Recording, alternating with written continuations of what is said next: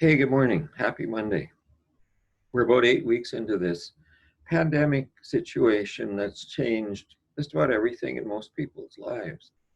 And one of the things that I've been hearing fairly often from people is that they're having bad dreams, or they're having a lot of dreams. And I've always believed that, or at least understood that, dreams are our mind's way of resolving stresses that we're feeling during the day or things that are bothering us.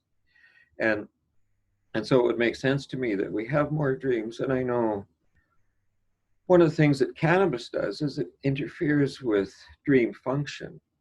It's good at THC, it's good at getting us to sleep, but it also slows our brain down so we don't dream properly. So we wake up in the morning feeling kind of just as stressed as when we went to bed and not as rested. So be careful with that. But then I encountered this article this morning just on dreams in general that I wanted to share with you. While pandemic dreams explained by a sleep doctor. I was in Ireland and I've been invited to open up solo for YouTube. It was the day of the show. I spent the whole day getting more and more anxious that I didn't have anything to wear. Instead of going to the arena where the show was being held, I went to a huge shopping mall. I started to get a string of texts from U2's tour manager asking where the heck I was and why I was skipping the sound check. Then I got a final text from U2's tour manager, don't bother coming, show has been canceled. Bono has just died suddenly and unexpectedly from COVID-19. This is an excerpt from one of the many submissions to I Dream of COVID, a website where people are documenting the weird and wild dreams that they're having during the global coronavirus pandemic. People are also posting their nightly subconscious escapades on Twitter using hashtag pandemic dreams, including this one. I had a dream last night that I went food shopping and people kept intentionally touching me. Apparently my subconscious, along with the rest of me, is pretty damn terrified. Hashtag pandemic dreams. Apparently, the coronavirus isn't just attacking people's health and mental well-being, it's also messing with our minds as we sleep. What's causing pandemic dreams? Our dreams are being influenced by our heightened stress and anxiety, changes in sleep patterns, isolation, and more, says Dr. Shane Creato, a psychiatrist and sleep medicine physician at Amen Clinics in Chicago, and the author of Peak Sleep Performance for Athletes. Dr. Creato says he's been hearing from many patients that not only are they having dreams that are extremely vivid and strange, but they also seem to be remembering more of their dreams. They're not alone. French scientists from the Lyon Neuroscience Research Center have found a 35% increase in dream recall due to the global pandemic. Dr. Creato, who does sleep consults and who hosts an online course on overcoming insomnia, explains that this may be because the anxiety we're experiencing during our waking hours is impacting the quality of our sleep. According to Dr. Creato, the fears and stress surrounding the coronavirus pandemic are causing more awakenings, or what is known as sleep fragmentation. This means that when you're anxious, you lose sleep. More importantly, to make up for the sleep loss, your brain may quickly take a dive into rapid eye movement REM sleep, which is when our most vivid dreams typically occur. Thus, worry can not only trigger nightmares, said the sleep specialist, but the sleep loss associated with them can increase their frequency. Why nightmares aren't all bad.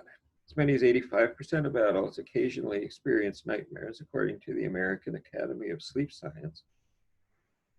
What are the most common nightmare themes? A 2016 study found that the top 10 nightmare themes involve falling, being chased, death, feeling lost, feeling trapped, being attacked, missing an important event, waking up late, a loved one passing, and sustaining an injury.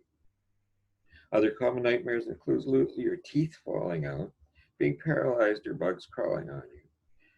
But nightmares aren't all bad. Dream experts believe that they serve a purpose. In some ways, nightmares may help us better navigate stressful situations in our waking lives, says Dr. Creato, who trained in sleep analysis from a psychoanalyst from Harvard, and who helps his patients in dream analysis sessions. 2019 study in human brain mapping suggests that nightmares help decrease anxiety by acting like a sort of rehearsal for how to deal with daytime stressors. Having nightmares during this global pandemic is understandable, but having repetitive nightmares can be troubling and can prevent people from even wanting to go to sleep. They're common in people who have been traumatized. And we're all being currently traumatized by the fear of COVID-19. Dr. Credo says it's very likely that after things go back to normal, we'll be seeing a rising number of people suffering from recurring nightmares and sleep disturbances. So here's how to reduce nightmares even during a pandemic. To minimize nightmares, you need to get restful sleep. So number one, don't watch stressful TV news at bedtime. Avoid alcohol. I'm going to show you a video about that in a couple of minutes here. So many people using alcohol to calm their anxieties while in quarantine, but this can backfire. Alcohol can make you feel drowsy initially, but its effects wear off and make you more likely to wake up in the middle of the night. Similarly with caffeine, skip caffeine. Stop eating 3 or 4 hours before bedtime. Try natural supplements, melatonin, magnesium, I-theanine, GABA, and 5-HTP, all found in a book called Put Me to Sleep Naturally to help calm the brain and promote sleep health. And then, of course, seek professional help for sleep disturbances before you start popping sleeping pills. Brain imaging studies show that sleeping pills can harm the brain, and once you start taking them, they can be very hard to stop. You don't have to live with sleep disorders like chronic insomnia, sleep apnea, restless leg syndrome, or others. Find a sleep specialist who is also trained in psychiatry that can help identify the root issues. You know, and as I've said multiple times on here, sleep's really important. And so having a schedule, sticking to the schedule, helps make going to sleep part of your pattern. But the other thing that it does, which is as or equally important, is it gets you in that routine, and routines help us feel safe. And if we feel safe, anxiety is reduced. So here's this is from a Netflix video called The Truth About Alcohol. And this is just a little segment of it about impact on sleep. But first, is a nightcap good for your sleep?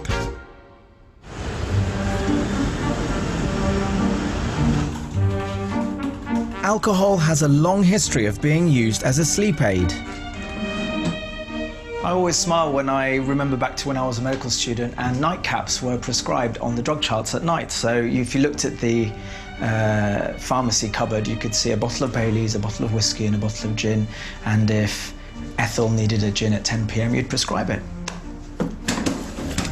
According to one survey, over 5 million Brits use alcohol to help them get to sleep, with men tending to opt for whiskey and women a glass of wine. But is an alcoholic nightcap really such a good idea? To find out, I've come to the University of Surrey's Sleep Research Centre. Thank you. Here, they research the science of the perfect night's sleep.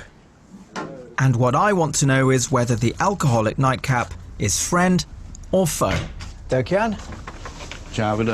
Hello, how are you doing? Good evening. Sleep expert Professor Dirk-Jan Dick has agreed to host me at the Sleep Centre this evening. It's not a comfortable, cozy bedroom, you will see. It looks like a safe. He's going to measure my sleep patterns to see what effect alcohol has. Okay, I've brought something to help me. Wow, look at that. wow, not bad for a whiskey. Okay, we'll put it there then. Great. Dirk-Jan's colleague Giuseppe has the job of getting me ready for bed. Head down for me, thank you. He's fitting me with this colourful set of electrodes that'll measure my brainwaves as I sleep. I feel like I'm having my head plaited or something.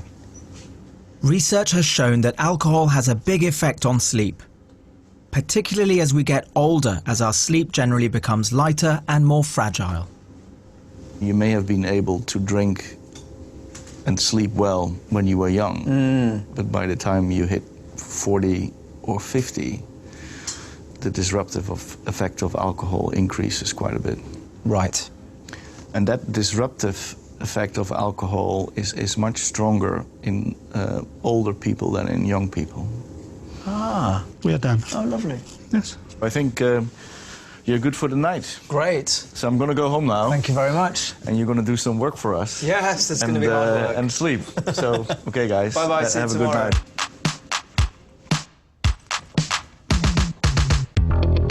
Thank you very much, Giuseppe. Good night. But despite what Dirk-Jan says, I'm still holding out hope that 5 million of us aren't wrong. It's time for my double whiskey. Let's see if this works.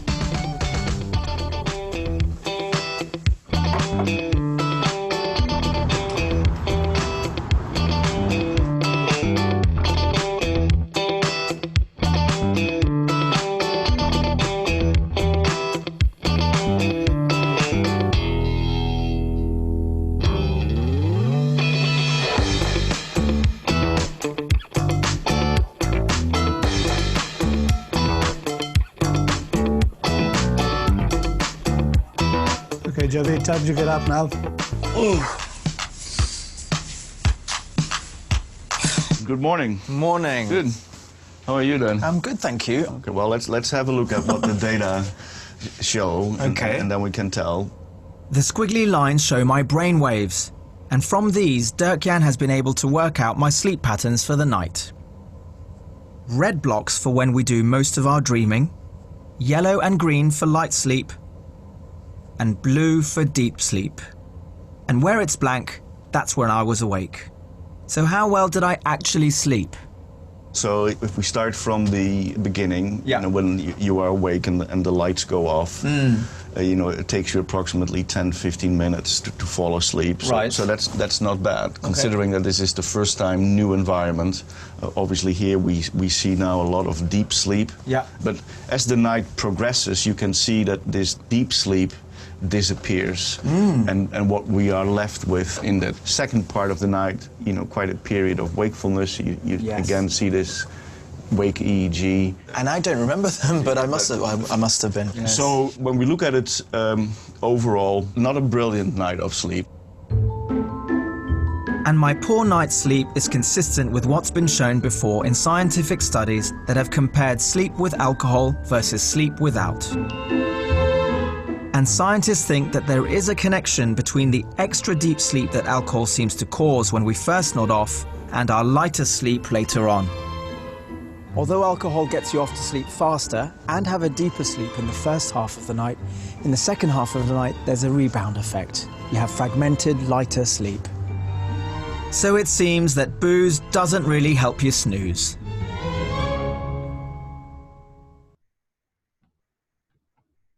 So, always that question, is what I'm thinking true? Is it really true? How am I feeling or acting because of how I'm thinking, and how would I feel or act if I thought differently? So if you have been using alcohol to help yourself get to sleep, and as I said before, cannabis causes similar kinds of issues, you might want to rethink that. Anyway, have a good day. If you didn't have a good sleep last night, have a nap. Naps are amazing. Okay, take care. See you tomorrow.